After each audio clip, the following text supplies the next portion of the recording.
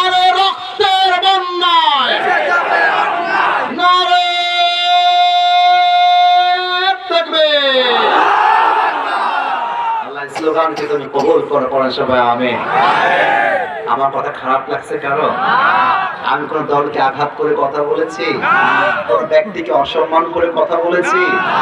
আমরা অনেক দেখেছি গণতন্ত্র, অনেক দেখেছি ব্রিটিশ আইন, এবার এসেছে আল্লাহর জমিন চলবে আল্লাহর পরের আইন দিয়ে ইনশাআল্লাহ।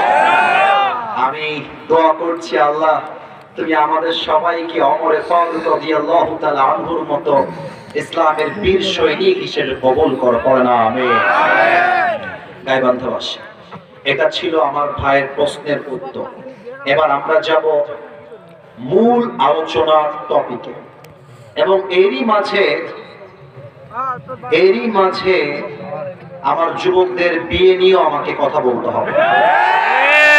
তাহলে আমার মুরব্বী এবং যুবক উভয় অ্যাক্টিভ হয়ে যান। এটা তাকবীর দেন, লাস্ট তাকবীর ভূমিকা লিল্লাহি তাকবীর। এবার সবাই আমার চোখে চোখ রাখেন, এভরিবডি, সবাই। এই তোমরা কথা বলছো না? এই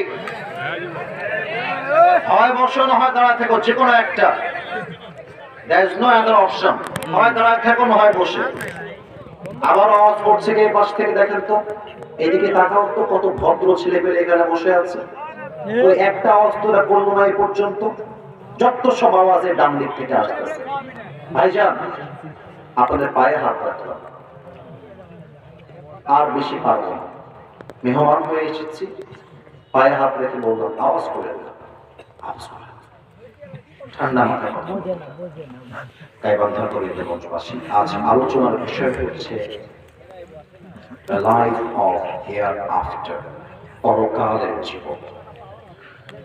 এবার আপনাদের উত্তর দেওয়ার পালা, দেখা যাক আপনারা আগের মতো বেঁচে আছেন কিনা। গাইবান্ধাবাসী, বলেন তো, আলোচনার বিষয় কি দুনিয়ার জীবন না পরকালের জীবন? টপিক কিন্তু চেঞ্জ হয়ে গেল, এখন কিন্তু আমরা ভিন্ন জগতে হাঁটছি। ভূমিকা একরকম, মূল ওয়াজ কিন্তু আরেক রকম।